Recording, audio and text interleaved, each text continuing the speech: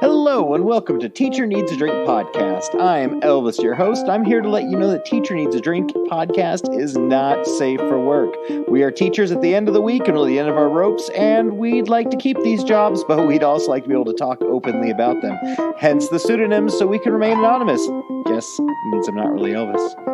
Oh, I'd like to say a special thank you to all of our donors on Patreon. Let's list them off. Mr. Brian S., Jeff S., Shirley K., Abby B., Ann T., Christian G., Sarah B., Regina B., Anna L., Josie S., Sam B., India G., Lucy P., Mary E., Jamie B., Hope H., Aaron D., Kristen W., Vanessa J., Kate C., Mary C., Haley M., Barry N., Rylan L., Catherine S., Perla C., Kelsey W., RJR, Cara T., Kristen C., Amanda T., Johanna H., Tony and Christina K., Irma A., Rebecca J., Melissa M., Casey B., and Sarah N.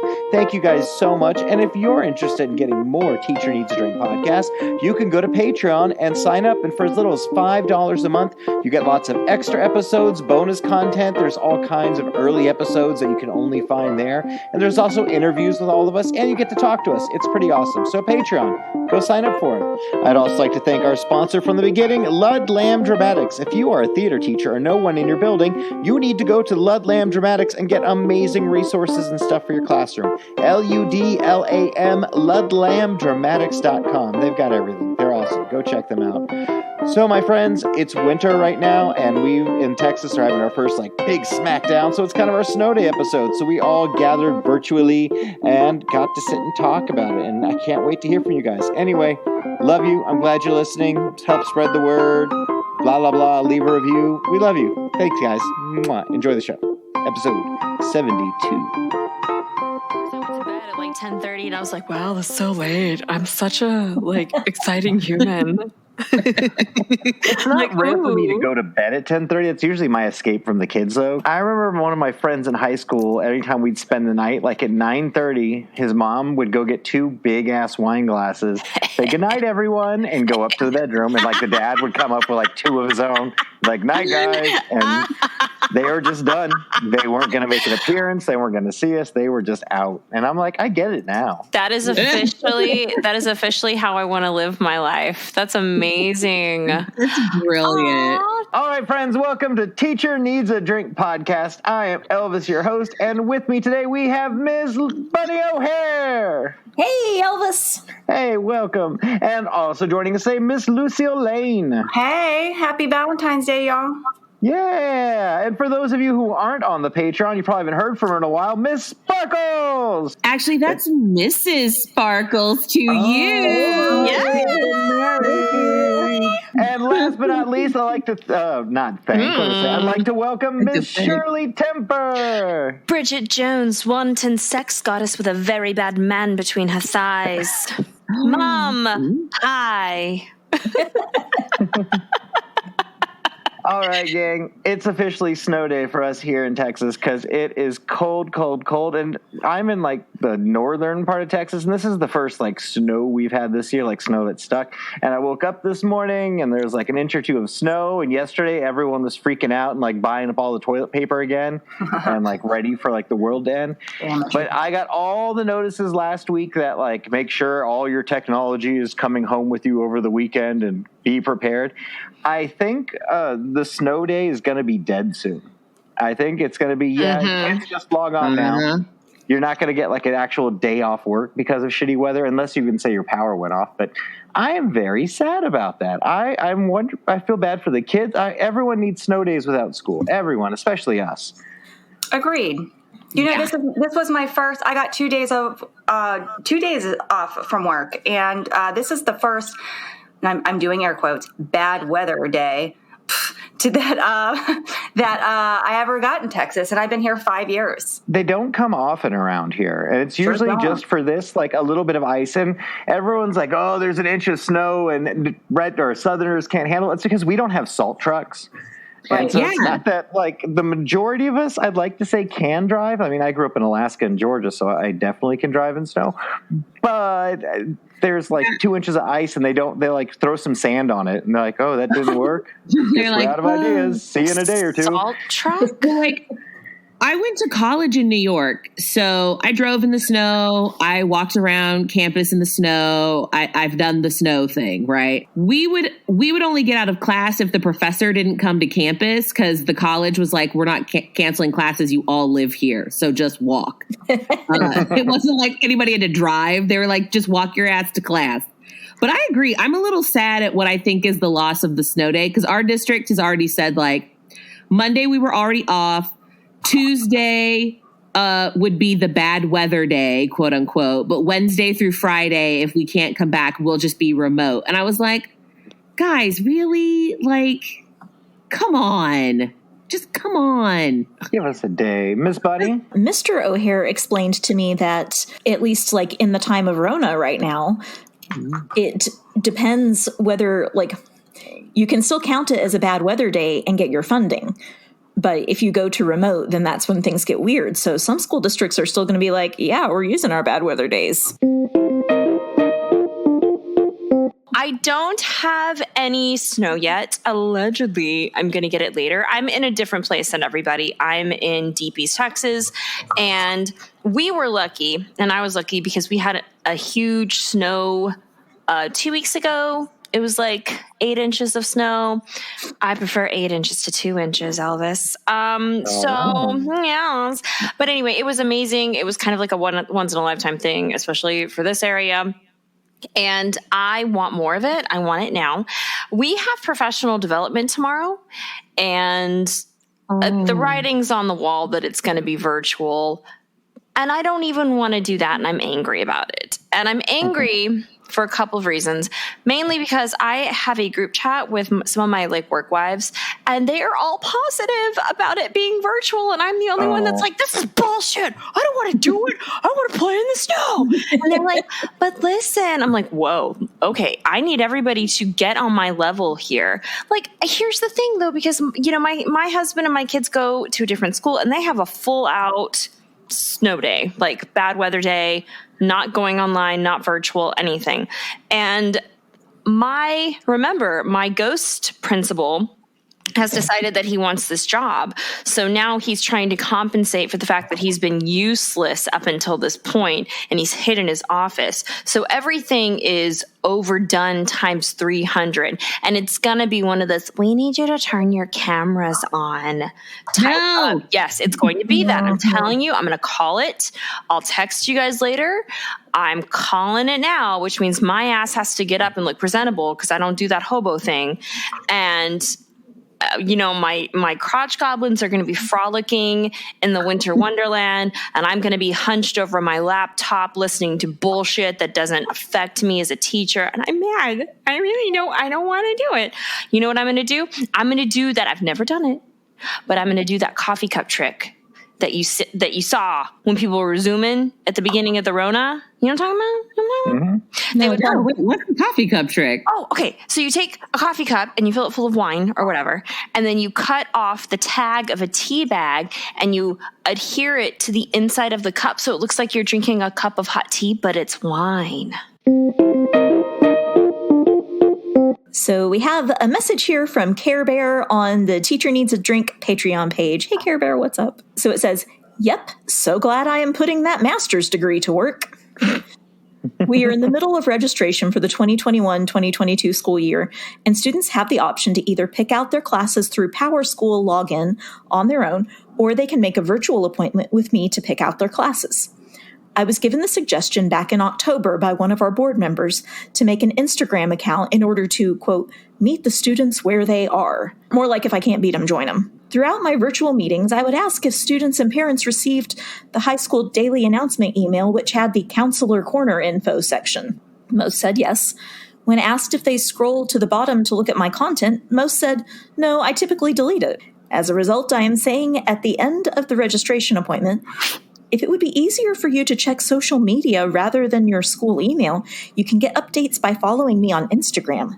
My mom calls to check in with me at least once a week, and this week, when asked, how's it going, I responded with, well, Mom, I'm 37 years old and begging adolescents to follow me on Instagram because they are too lazy to check their school email. How's your day? Thank you so much for your weekly podcast and for the Patreon episode. Welcome back, Mrs. Sparkles. You are the therapy I look forward to every week. From Care Bear. Yes, North Carolina teachers got a win this week. Our governor is allowing educators to get the vaccine as early as February 23rd. Yeah. Get it. That's Congratulations. awesome. That's awesome. I'm jealous. So I believe that, yes, even though there are an abundance of emails and meeting students on their level, we're talking about high school. Am I correct? Mm-hmm. We are talking about students who are about to go off to college. Am I correct? Allegedly. Yes. Allegedly. Some of them. I want to double check. I mean, I can understand the millions of text messages. I get them all the time. We have to send them to parents, and sometimes they do get lost. Sometimes they're overwhelming. But if you are a high school student and you need to schedule for classes, and this could potentially even affect your, beginning college years, your freshman, sophomore year in college, just for classes and getting everything straight, the kids need to learn responsibility at some point in time. And maybe get on that. And I think it's kind of sad that you have to get on social media to meet them at their level. I just feel like there needs to be somebody held responsible instead of the counselors, the teachers, and so on and so forth at some point in time. I think they're old enough is what I'm trying to say. You can't see me, but I'm nodding with you. Yes, ma'am. Yeah, I agree. There comes a point when they need to start learning and being, trained on some of those real world adulting skills, and that includes actually reading emails from relevant parties like your boss or your school. I agree. But I see the other side of it. I have a school Twitter, and it is for my program, and I haven't been I haven't really been using it as much. And honestly, the kids really aren't on the Twitters as much as the adults are these days. But the idea is that, if it's incredibly important information, I'm not going to put everything on there, but I'm going to be like, hey, dinguses, you need to read your emails. Or, hey, my children, don't forget this. I don't see it as a substitution, but I see it as a tool to remind them that these emails are coming. But I agree with Elvis. I get tons of emails. My children's teachers love the Facebooks, and I get all these Facebook messages and notifications, and I don't always look through my notifications and things like that. So it can be a lot. It's kind of an imperfect system, really. Fair enough. I get that. And I agree with you, Shirley. But I think Lucille also nailed it. This is one of the things that is their job. As the parent, I need to look at teacher emails, but it is not my career. It is not my sole thing, especially when they bombard me. I believe as long as she's told students, hey, you're going to get your assignments in the counselor's corner email every week, so make sure you check for it. If you say that once, that should be enough. It shouldn't be like, oh, no, we just keep deleting that. But And if they don't, then that's on them. That's about, being nearly an adult. I got schooled in this when I was teaching at a big district a few years ago. Technology sent out a survey because technology loves to send out surveys. It's what they live for. Mm-hmm. And so they sent out a survey, and one of the last questions was like, hey, what technology could you use in your classroom to improve everything? And apparently only 6 people out of the 5,000 teachers in the district turned it in. And so they gave those 6 teachers everything they asked for, and then sent another big announcement saying, hey, the 6 people who filled out the survey got what they wanted. Maybe you should do surveys.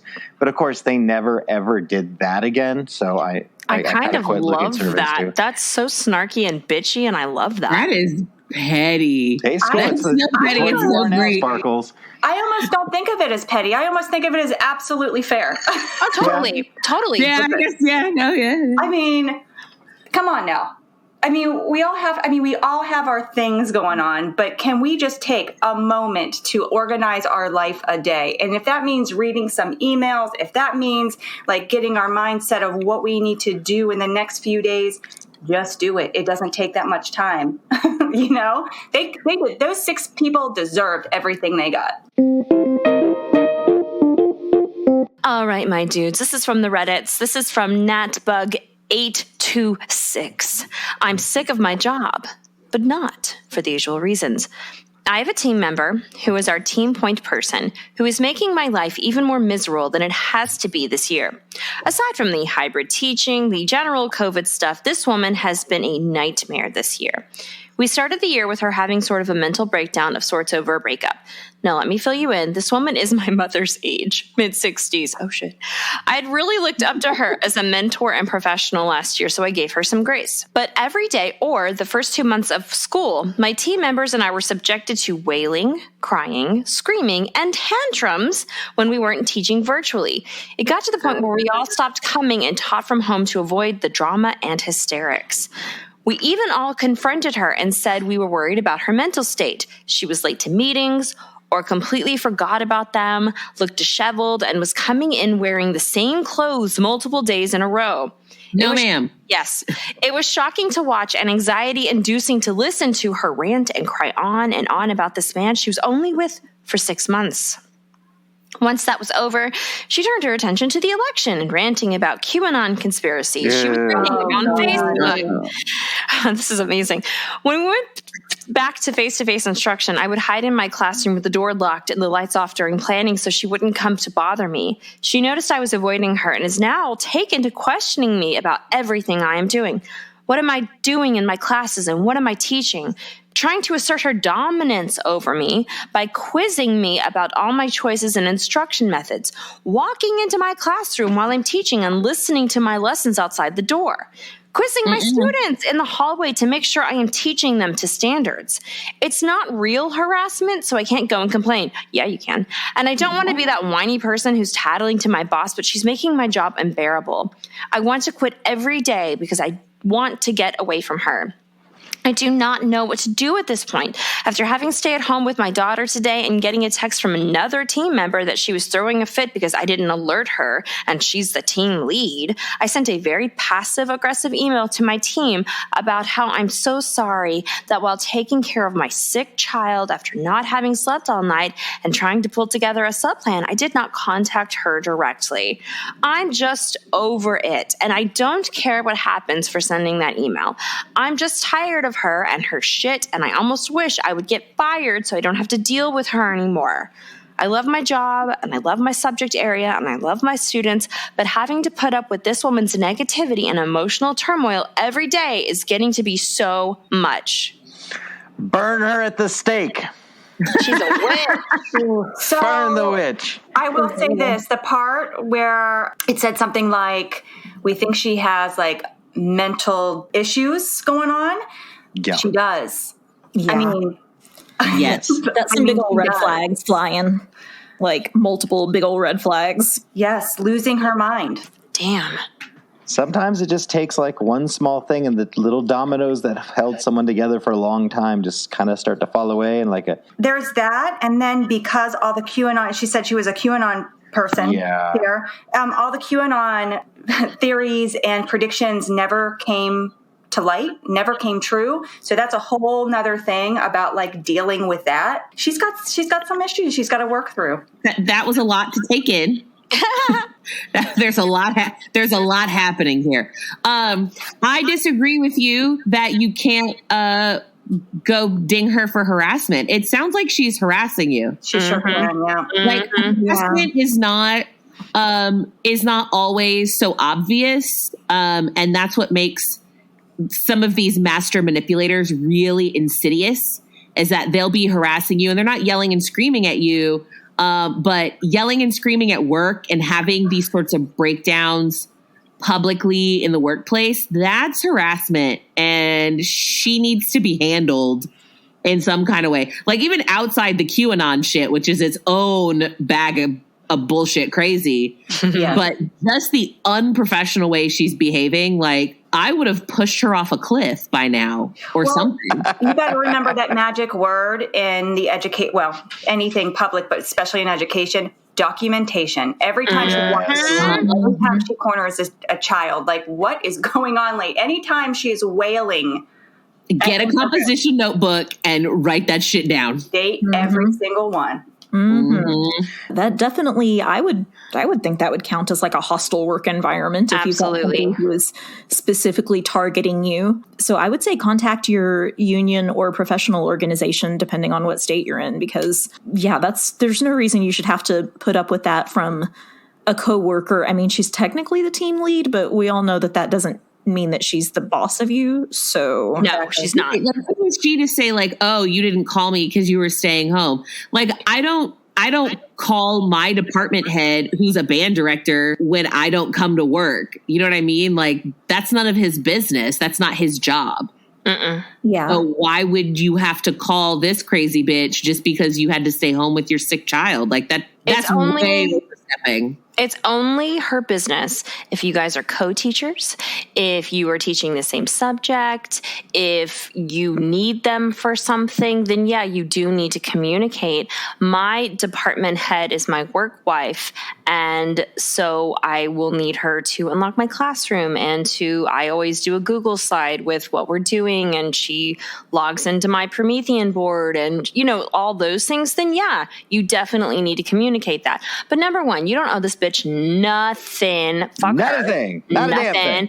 Document the shit out of it. Go talk to your principal. Talk to them now. You should have talked to them when she was going crazy. I'm sorry. XOXO. It should have already been done. Once QAnon drops into the chat, shit is crazy. You need to turning back from the QAnon, y'all. Man, no, the second it said QAnon, I was like, oh, I'm out. Like, no.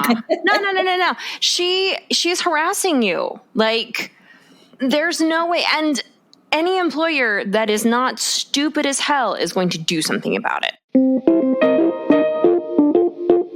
Hey guys, guess what? We have a Patreon. Dang. I know, right? For as little as $5 a month, you can get access to all kinds of extra episodes of Teacher Needs a Drink, bonus episodes, hidden episodes, exclusive episodes. There's all kinds of crap on there for you. We talk with all the patrons whenever they really want to. They just kind of send me a message and I message them back, usually in a couple of days or so. So I have friendships with them now, and they play Among Us and Kill Us, and it's beautiful. So you should join part of the Patreon army for Teacher Needs a Drink and be one of our patrons. That would be wonderful and help us keep going. So do it now. Sign up. Yay!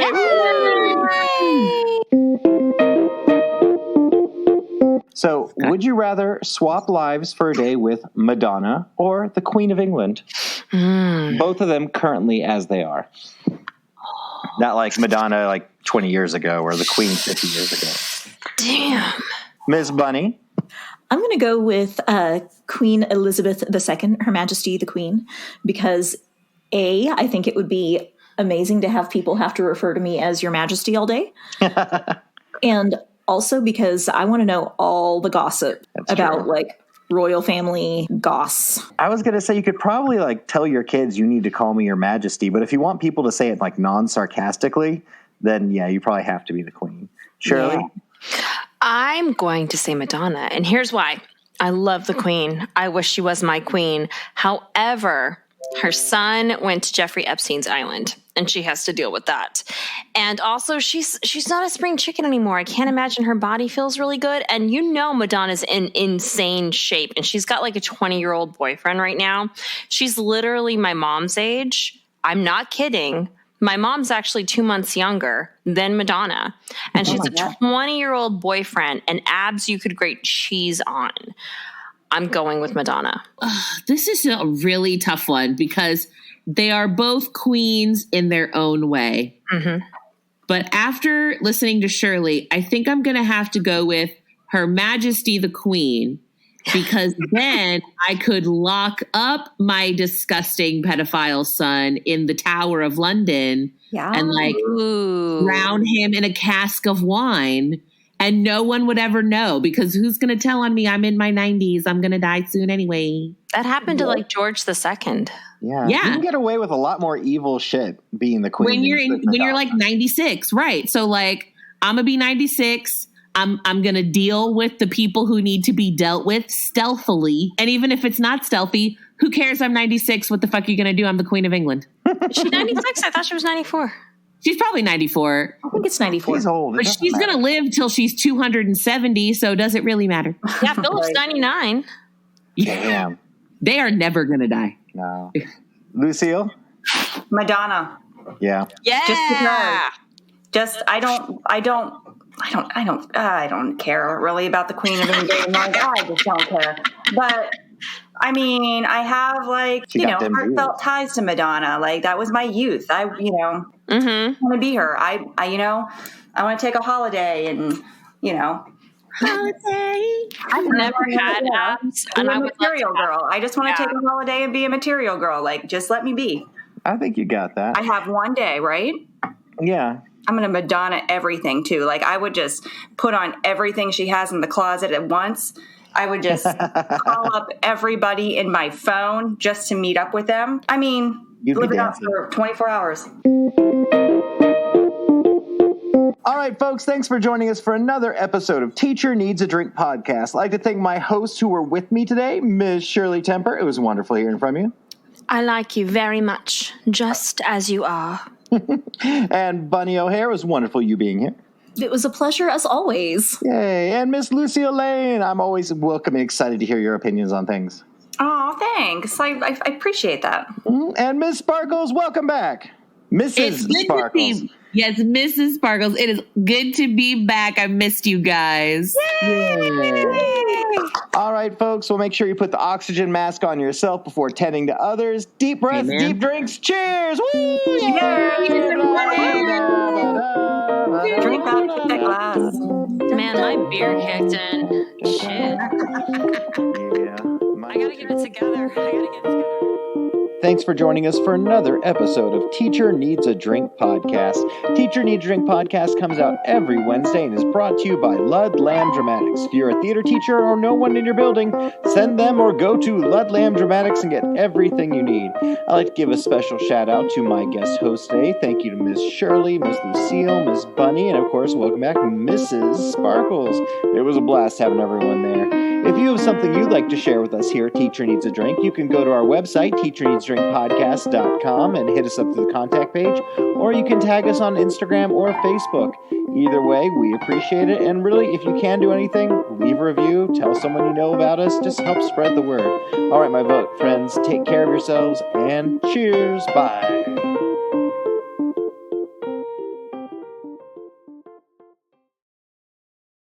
That might not be bad to have in the house. That's my thing. There it is. There you go. We lost Sparkles. She was cutting out a second ago. She cut out Sparkles. I can hear Sparkles. Wait, we're can you playing not this hear game. me? I can hear you. I can wait. hear Sparkles. Oh, Oh, damn. no, I think Is it you're the just me only and you, one. Shirley? Yeah. Oh, wait. Say Wait. something. There She's she back is. online. Yay. That is Hi. so cool. We didn't have to refresh or anything. That was weird. No, you were talking and then it kind of cut out. And I was like, oh, okay, she's done talking. And then I was like, just chilling and waiting. I didn't know everyone else could still hear you. That was weird. But you're back, and that's all that matters.